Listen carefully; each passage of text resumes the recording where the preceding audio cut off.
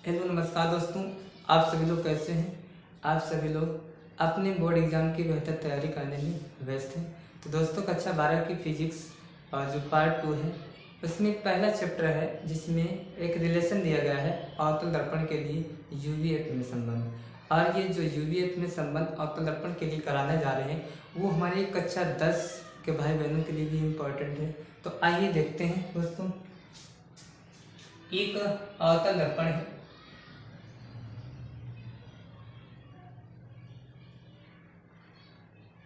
एक अवतल दर्पण है। अवतल दर्पण की जो डेफिनेशन होती है वो क्या होती है कि एक अवतल दर्पण जिसके उभरे हुए सिरे पर लाल ऑक्साइड का लेप हो तथा दबा हुआ तल परावर्तन हो, वो दर्पण अवतल दर्पण कहलाता है।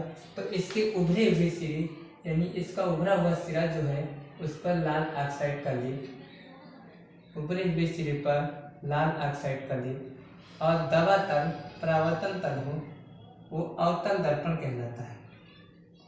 इस दर्पण में एक मुख्य अक्ष है, मुख्य अक्ष है कि दर्पण के मध्य बिंदु से होकर जाती है और वो जिस बिंदु से होकर जाती है वो दर्पण का ध्रुव कहलाता है, जिसे P कहते हैं। इस दर्पण का नाम M1 और M2 है और इस दर्पण से दर्पण का फोकस F है, यानी दर्पण के ध्रुव और फोकस तक की दूरी को दर्पण की फोकस दूरी कहते हैं। और ये पॉइंट जो होता है दर्पण के बीच में जो केंद्र होता है वो दर्पण का वक्रता केंद्र होता है, दर्पण का वक्रता केंद्र होता है जिसे C कहते हैं। इस दर्पण के मुख्य अक्ष पर एक वस्तु रखी हुई है जिसका नाम है O डैश। ये क्या है, दर्पण के एक मुख्य अक्ष पर एक वस्तु रखी हुई है। इस मुख्य अक्ष पर एक वस्तु रखी है। इस वस्तु से चलने वाली प्रकाश की किरण जो दर्पण के एक परावर्तन तल A से टकराती है, A से टकराकर ये फोकस से होकर सीधी निकल जाती है। तब एक दूसरी प्रकाश की किरण चलती है अवतल दर्पण के O बिंदु से, तो ये वक्रता केंद्र से होती हुई आती है और ये परावर्तन तल B से टकराकर वो उसी माध्यम में वापस लौट जाती है। तो दोस्तों, इसका जो प्रतिबिंब बनता है ये दर्पण के फोकस और वक्रता केंद्र के बीच बनता है। जहां पे लाइन कट करती है वो दर्पण के लिए वास्तविक प्रतिबिंब दिखाता है। ये हमारा प्रतिबिंब है जिसे नाम देते हैं आई डैश। और जिस बिंदु पर ये कट करती है आई डैश पर, तो दोस्तों अब इसको हम सॉल्व करते हैं इस डेरिवेशन को। यहाँ पे ये देखते हैं कि एक O डैश और C और दूसरा एक यहाँ पे आई डैश, ये क्या है, एक दूसरे के समरूप है। कहने का मतलब एक इस हिसाब से त्रिभुज बन रहा है, समकोण त्रिभुज, एक ये जिसका नाम O डैश है और ये C है। एक जो बन रहा है इस हिसाब से बन रहा है जिसका नाम है ये आई डैश और ये C भी। तो दोस्तों, इन दोनों को जब समरूप की कंडीशन होने के कारण इन्हें हम समरूपता जब इनके दिखाते हैं तो हमारा क्या बनता है कि O dash upon I dash बनता है। तो यहाँ पे क्या लिखते हैं, O dash upon I dash, और जो ये बराबर होता है किसके कि ये दूरी हमारी कितनी दी गई OC और CI दूरी के बराबर होता है। यानी ये दूरी कितनी है OC है और ये कितनी दूरी है CI। तो कहने का मतलब OC दूरी ये है और ये दूरी ऊपर कितनी CI डैश। तो यहाँ पे कह सकते हैं कि जो हमारा होगा यानी ये हमारा O डैश यानी O डैश OC एक दूसरे के समरूप, ये हम कह सकते हैं यहाँ पे कि हमारा जो O डैश बन रहा है, कहने का मतलब O डैश C यानी त्रिभुज O डैश और OC तथा एक इधर आई डैश त्रिभुज आई डैश सी एक दूसरे के समरूप हैं, एक दूसरे के समरूप हैं, जब समरूप हैं तो हम क्या लिख सकते हैं, O dash upon I dash. तो यहाँ पे कितना हो जाएगा, ये भुजा जो होगी ओ सी जो होगी सी आई डैश के बराबर होगी, तो ओ C upon C I dash के बराबर होगी। जैसे हम दोस्तों नाम कितना देते हैं, समीकरण 1 देते हैं, समीकरण 1। अब यहाँ पे ये देखते हैं कि जो O और P तक की दूरी होती है वो हमारी ये यानी P से O तक की दूरी है वो वस्तु की दूरी होती है, जिसे नाम देते हैं, जिसे नाम क्या देते हैं, -u। यानी बिंदु P यानी ध्रुव से वस्तु तक की दूरी हमारी u होती है, और I डैश से P तक की दूरी हमारी जो होती है वो हमारी होती है v।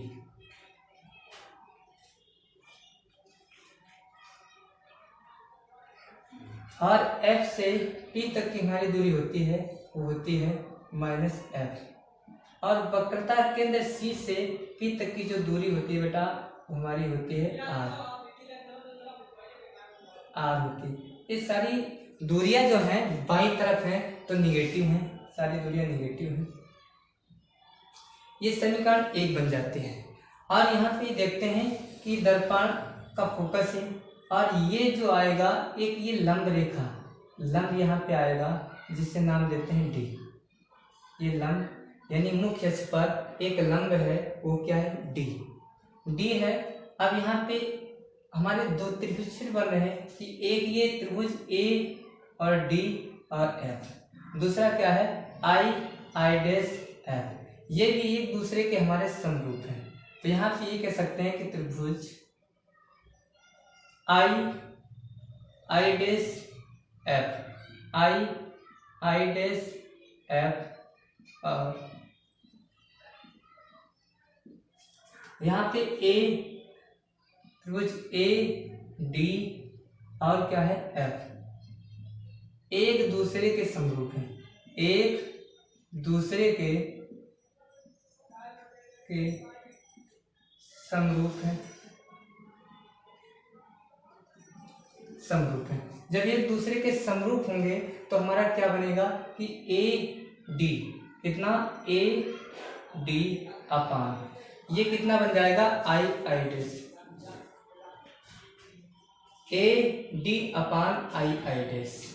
और इसकी दूरी जो आएगी वो किसकी बराबर आएगी, यानी यहाँ पे जो दूरी होगी पहले हम कितना लिया था ओ सी अपान, और यहाँ पे कितना आ जाएगा F D upon I dash F. तो ये कितना F D upon I dash F ये आ जाएगा, ये डी बना है। अब यहाँ पे जो एफ डी होगा ये दर्पण का द्वारक छोटा होने के कारण, कि एफ डी जब दर्पण का द्वारक छोटा है तो हम एफ डी की जगह पे कितना दे सकते हैं, एफ पी ले सकते हैं। यानी दर्पण के द्वारक के छोटा होने के कारण हम इस बिंदु को एफ पी ले लेते हैं, जहां पे हम रखते हैं कि A D upon I dash बनाते हैं।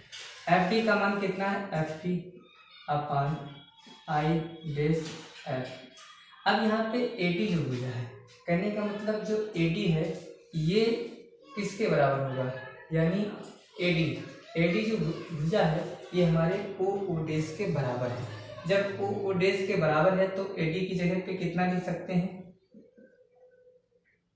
ओ डैश, यहाँ पे लिख देते हैं O dash upon I dash is equal to F P upon I dash F. ये समीकरण 2 बन जाते हैं। अब आइए दोस्तों ये देखते हैं कि समीकरण 1 में ओ डैश अपान आई डैश का मान और ओ डैश अपान आई डैश का मान, समीकरण 1 को 2 में रखने पर ओ डैश अपान आई डैश का मान कितना है, ओ सी अपान, यहाँ पे लिखेंगे समीकरण 1 से ओ डैश अपान आई डैश का मान समीकरण 2 में रखने पर तो दोस्तों अब रख देते हैं। O dash upon I dash का मान कितना है, O C upon C I dash is equal to F P upon I dash F. ये दोस्तों बन जाता है। अब जब इतना हमारा क्लियर हो जाता है, अब यहाँ पे मान कैसे धरते हैं, तो आइए देखते हैं। अब यहाँ पे OC दिया गया है। OC जो है यहाँ पे कितना है, OC, ये दूरी हम कैसे निकालेंगे। OC को निकालने के लिए क्या करते हैं कि पूरी दूरी कितनी है, OP, पूरी दूरी कितनी है, OP, यानी OC को निकालना है तो पूरी दूरी कितनी है, OC की जगह पे OP माइनस का CP, तभी तो OC दूरी बचेगी। तो दोस्तों OC की जगह पे हम कितना लिख सकते हैं, OP, यानी OP पूरी दूरी लिख लेते हैं, OP माइनस का, और कितनी दूरी, इतनी दूरी घटा दे तब इतनी दूरी बच जाएगी, तो CP दूरी हमने यहाँ पे घटा दी अपान दोस्तों सी आई डैश दिया गया, सी आई डैश, ये दूरी कैसे निकालेंगे, सी आई डैश की दूरी कैसे निकालेंगे, जब CP से आई डैश P घटा देंगे तब हमारी सी आई डैश बच जाएगी। तो CP, तो टोटल दूरी कितनी है, CP माइनस का आई डैश P हम घटा देते हैं, हमारी दूरी कितनी बच जाती है, सी आई डैश हो जाती है। FP तो हमारे दोस्तों क्या है, फोकस दूरी है, FP को ऐसे रखते हैं अपान आई डैश एफ की जगह पे, आई डैश एफ की जगह पे कितना लिखेंगे, यानी आई डैश पी, इतनी दूरी हम कैसे निकालेंगे, जब हम आई डैश पी से एफ पी घटा देंगे, यानी आई डैश पी से एफ पी घटा देते हैं तब हमारी दूरी बचती है। तो दोस्तों यहाँ पे दूरी बचेगी कितनी, देखो मान रखते हैं। अब देखो यहाँ पे OP का मान कितना है, टोटल दूरी कितनी है दोस्तों, माइनस U है, यहाँ पे कितना रखते हैं, यानी OP की दूरी कितनी है, माइनस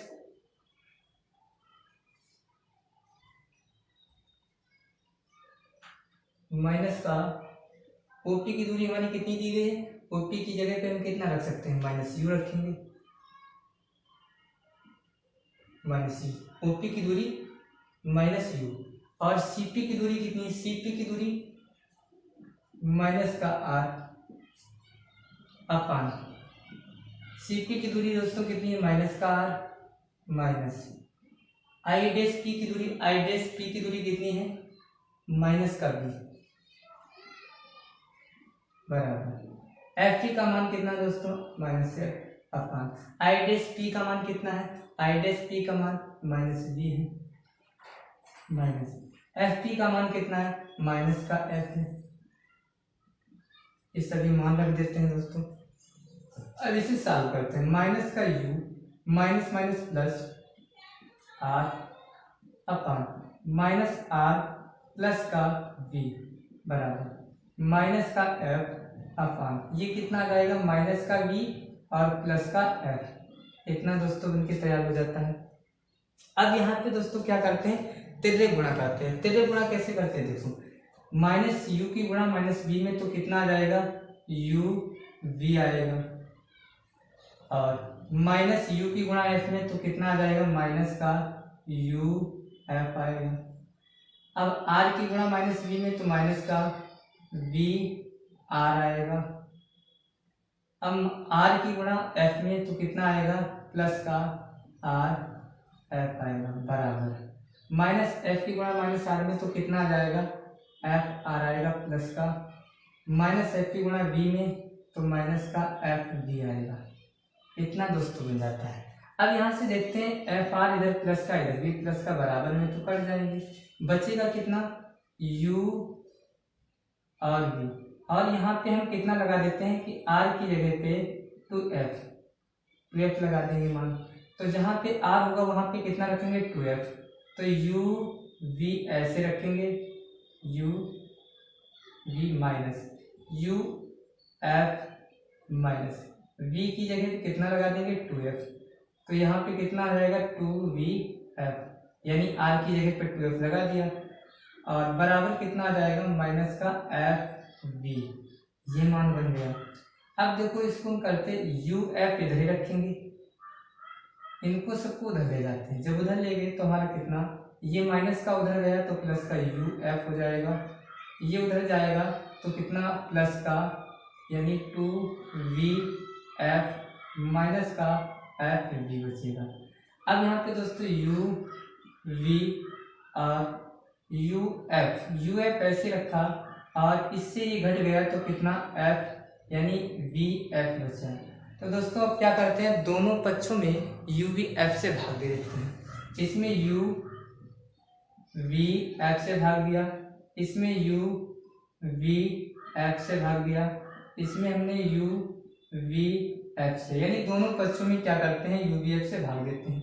तो यहाँ पे हमारा ये कट जाएगा, 1/f बचेगा और इसमें दोस्तों हमारा एफ यू कट जाएगा, 1/v बचेगा, v और f कट जाएगा तो 1/ प्लस का u बचेगा। तो दोस्तों ये जो फार्मूला होता है ये हमारे अवतल दर्पण के लिए आता है। और दोस्तों हम अगले लेक्चर में जल्दी ही वापस आएंगे और जितने भी हमारे कक्षा 12 के साथी हैं सभी लोग अपने बोर्ड एग्जाम की बेहतर तैयारी करें और बेहतर से बेहतर प्रयास करें जिससे अपने बोर्ड एग्जाम में बेहतर अंक ला सकें। तो दोस्तों ये ऐसे ही किया जाएगा, अच्छी तरीके से सभी दोस्त हमारे हैं।